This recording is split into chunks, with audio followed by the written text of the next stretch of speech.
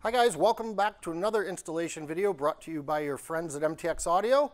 Today we are going to walk you through installing one of our new Ride Command Thunder kits on this machine behind me. So stay tuned and we'll get started.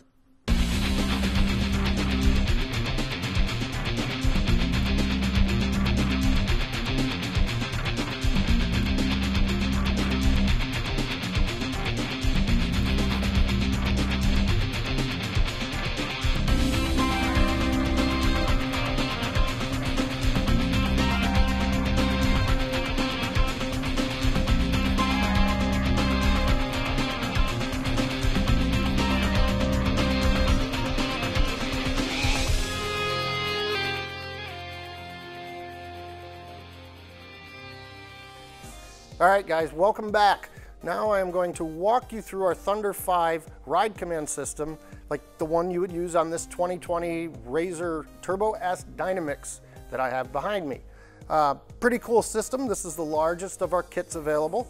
It comes with front and rear speakers, both with RGB remote control, all the harnesses you'll need, 4-channel amplifier, a 600 watt monoblock amplifier, the amp rack that you'll need to install, our high output subwoofer, sealed or ported, which we'll get into a little bit later.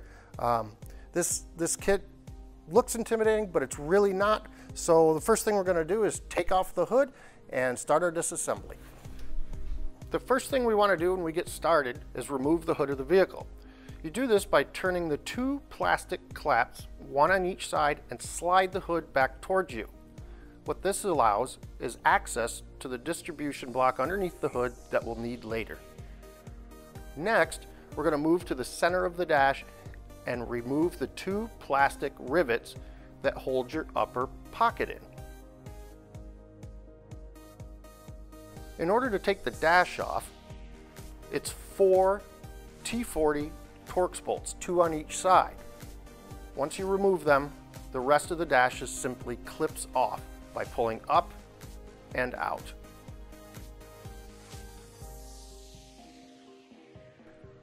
All right, now that we've got the hood and top of the dash removed, we got to go ahead and do our center console and seats. Now remember, if this were a 4-seater, we'd also have to remove the rear part of the center console to access the battery and run our wires. So let's go ahead and get started.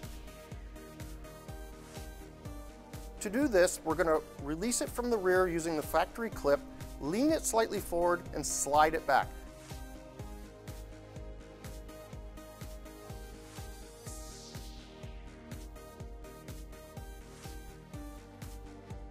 To remove the center console, you're going to want to remove the 4 plastic clips, 2 in the back and 1 on each side in the front. You're also going to remove 3 T40 bolts.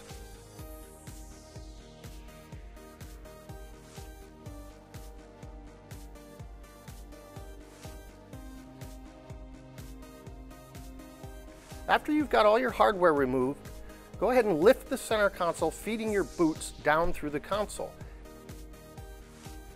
To remove the driver's side boot, you're going to need to release the wire tie and unclip the speed sensor control, and then feed that back up through the boot, releasing the center console completely. Go ahead and remove it from the vehicle. With the center console removed, we're going to start removing the dash. First, we're going to remove the T40 bolt in the back of the pocket. On this particular vehicle, the Dynamics control module mounted to the top of the dash makes it difficult to get a hold of that T40 at the back of the pocket. You can go ahead, without unplugging, remove the 4 mounting screws and move it to the side.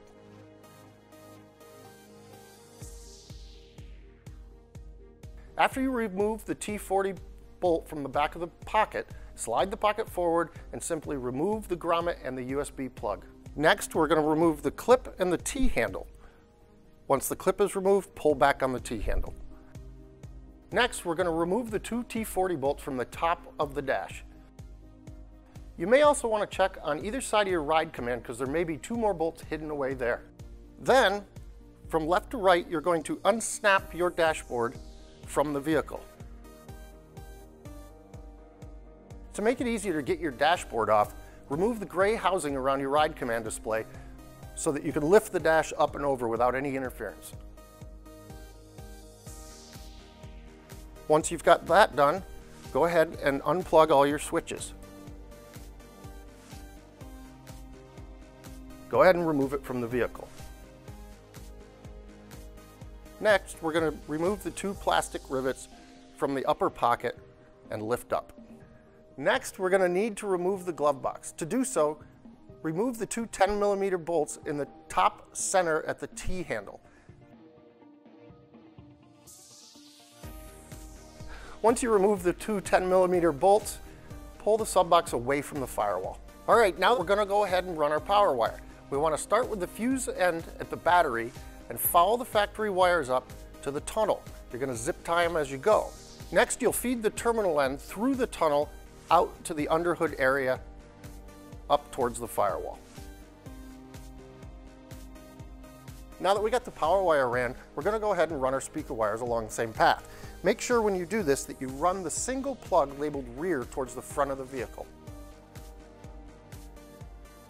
Now that we've got our power wire and speaker wire out underneath the hood, we need to get them into the cabin of the vehicle. For this, we suggest that you remove the grommet, pull it back so that you can slide it over the larger plug for the rear speakers. And while you have it out, feed your power wires through there and reinsert your grommet. You may already have wires passing through the grommet, so when you're inserting your plugs, make sure you don't damage them.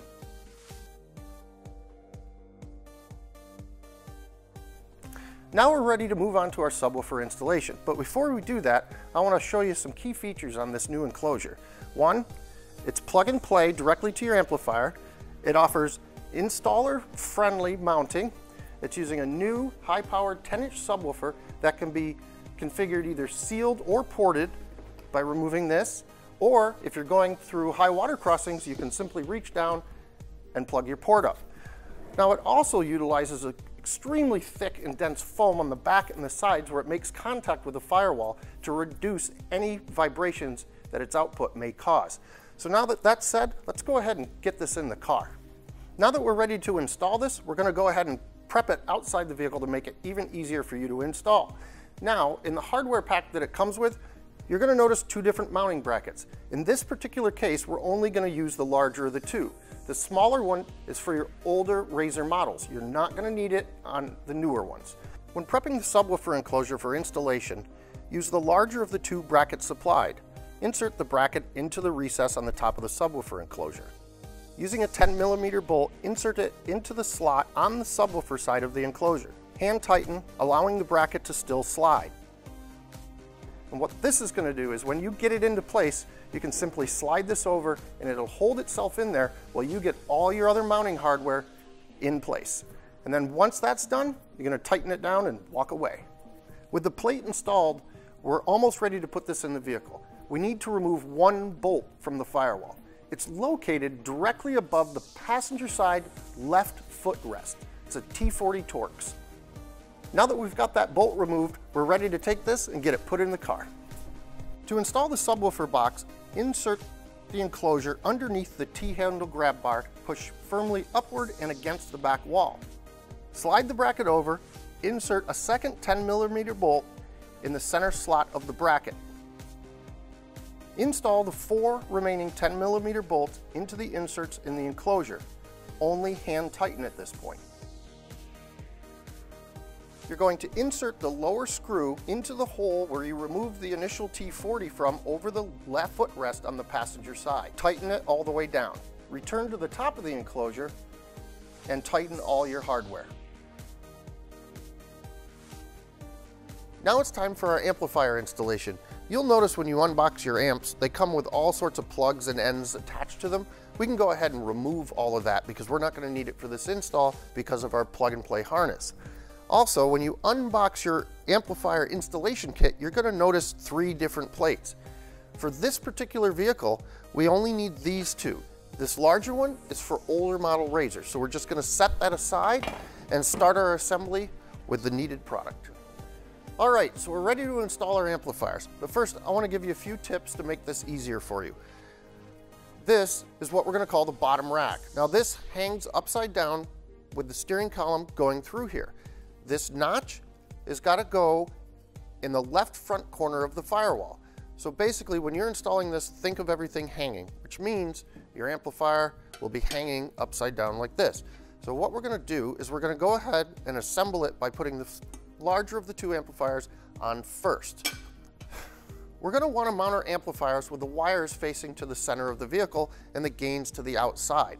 What this will allow you to do is make any small adjustments to the amplifier without removing all your plastic, and it also gives you easy access to all the wiring coming from the harness.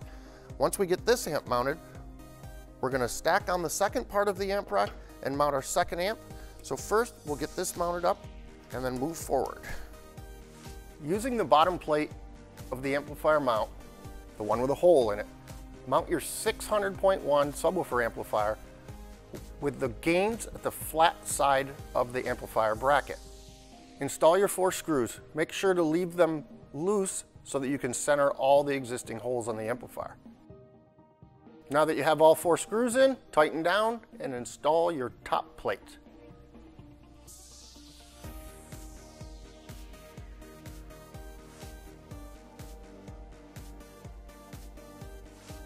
Work your way around the top plate, tightening all 4 screws down.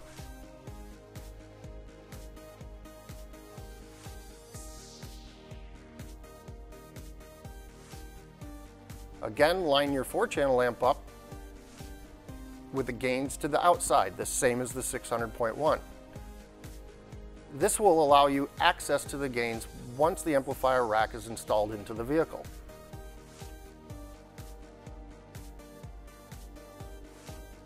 Loosely install all 4 screws into the upper amp rack.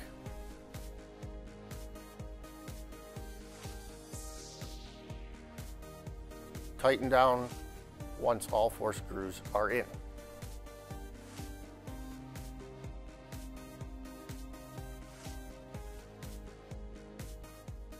Okay, prior to putting the amplifiers in the vehicle, we want to do a quick set on our gains. I'll give you what we suggest, and you can fine-tune it once it's in there to your listening. We want to make sure our input level is on low. The gain on 5/8 to 3/4, we don't use any bass boost. Set your low pass frequency to approximately 80 Hertz. Moving to the 4-channel amplifier, the crossover should be set at 80. On the front level should be about 5/8. The rear level should be about 5/8. And again, the rear crossover on high.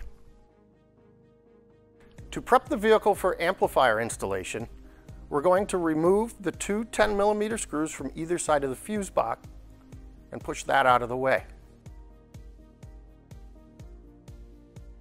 We're also going to remove the power steering cover, which is 2 T25 Torx. To make it easier on us, we like to unplug the instrument cluster and push all the wiring away. With the amp rack in hand, you're going to want to slide it wires end up between the power steering and the fuse block bracket, remembering to keep the notch towards the left front of the vehicle. The upright tabs on the amplifier bracket will slide on either side of the steering column and lock into place. Once you have it locked into place, you're going to want to install your 2 long 10mm bolts through the corresponding holes.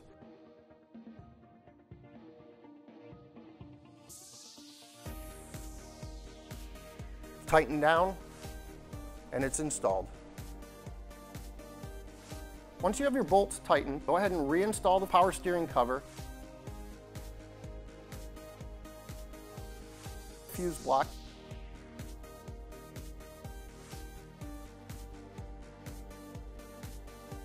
and return all your wiring to the instrument cluster. Once that's done, we can go ahead and reassemble the lower dash, including plugging all of our switches back in.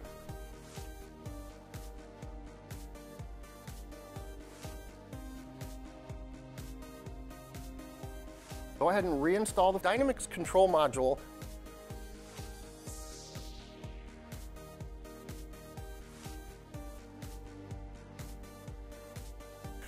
All right, now we're ready to start our kick panel installation.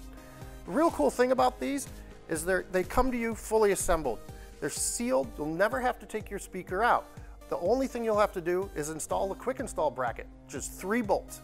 We're gonna lock the kick panel into that, fold it up, put 1 more bolt in, and these are installed. They're done. So let's go ahead and start that process. To start the installation, we're going to remove 2 T40 Torx bolts and 1 13mm body bolt.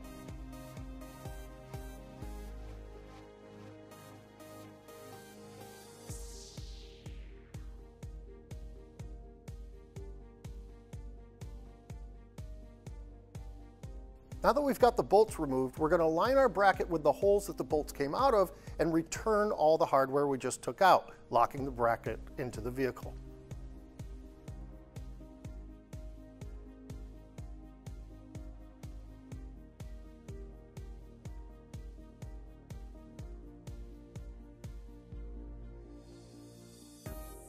On the bottom of the speaker pod, you'll notice 2 slots that line up with the slots on the bracket. You're going to set that in place and lean it back towards the vehicle, putting your top bolt in to secure it.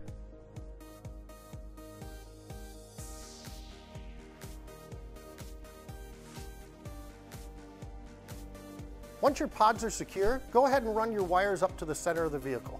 Now that we've got one pod installed, go ahead and repeat the process on the other side.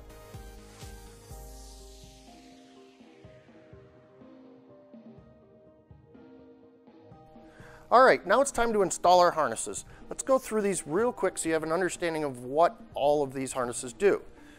The first harness here is going to be labeled amp 1 and 2 and is going to plug into the corresponding ride command outputs that are also labeled 1 and 2. So 1 to 1, 2 to 2. This is the input for the 4-channel amplifier in the car.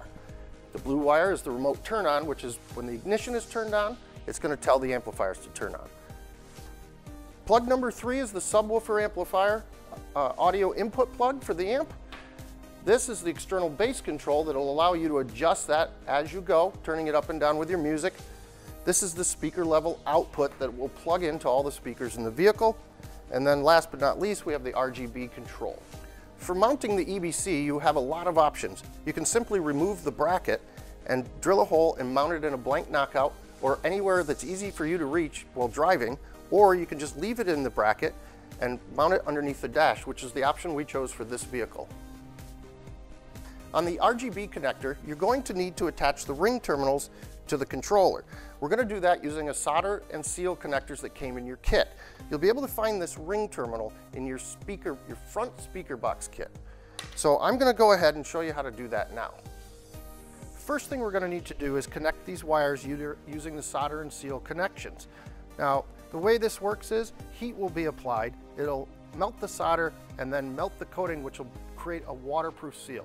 All right, now that we've got the ring terminal attached to our RGB controller, we're going to plug it into the mating plug on our speaker output harness. Okay, now we've got that plugged in, we're ready for the next step. All right, now that we have an understanding of our plugs and we've got our RGB connected, let's take these and get them installed in the vehicle. The first connections we're going to make are our power and ground connections. You're going to notice that one set of your power and ground are protected with heat shrink. We're going to have to go ahead and cut that free for this application.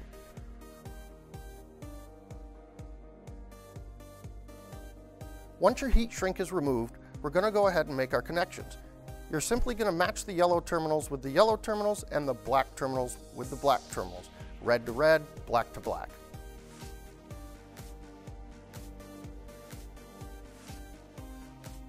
The next harness we're going to install is the 4-channel input harness. First, we're going to make our connection at the amplifier. Then, we're going to connect the 2 blue remote wires.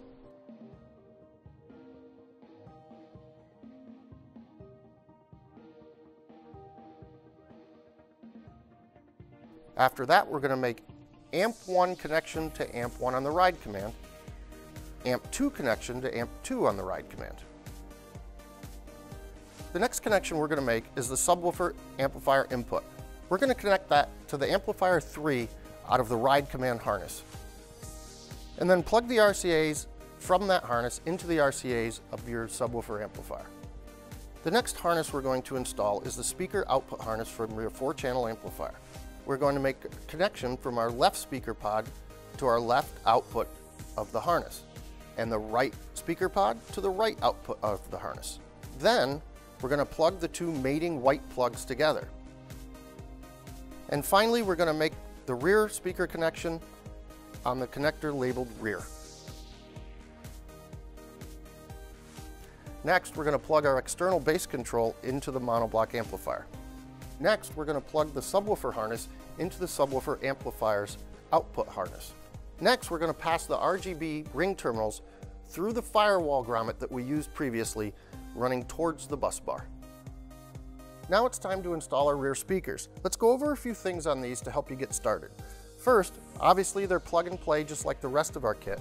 They come with 3 different size mounting brackets. In this case, we're going to use the 1 3/4, which is the center. The base clamp that can be mounted a variety of ways on the bottom so that the orientation of your speaker can be adjusted to fit your liking. And then of course, stainless steel hardware and badges to match the orientation once you get it mounted. So with that said, let's go ahead and get these on the car. Using the bracket and the can itself, hold it into the desired area and determine which of the 4 screw locations you will need to mount it. Now that we know that, we can insert the 2 10mm screws and lock it into place.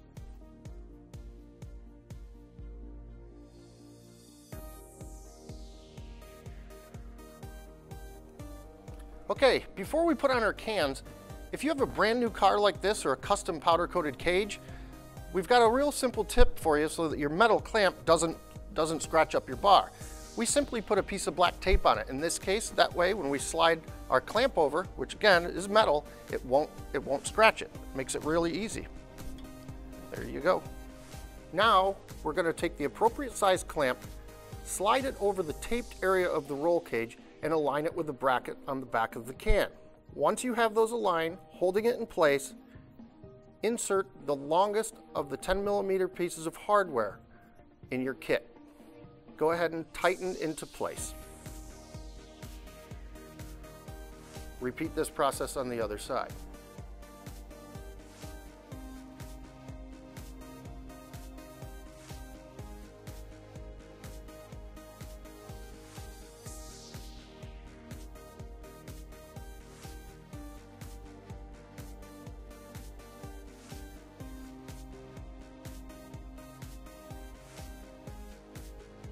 Now, since we didn't tighten up the shorter of the 10mm, we can level our driver and tighten that down as well.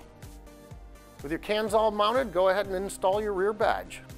Now that we've got our cans mounted, it's time to wire them up.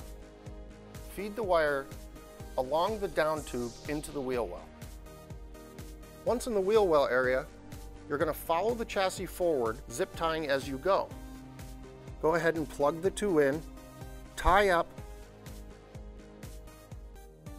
sending the slack back towards the center console. Now that you have the wires back into the passenger compartment, secure it with zip ties underneath the center section of the center console, keeping in mind of any other wires or parts that may be moving. Now we can go ahead, go out under the hood and connect our ring terminals for our RGB controller.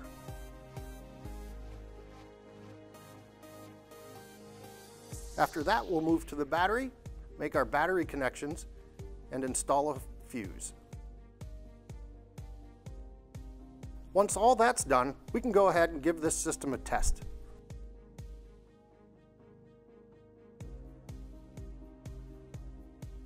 With all of our testing complete, we can go ahead and tie up our wires and reassemble the vehicle.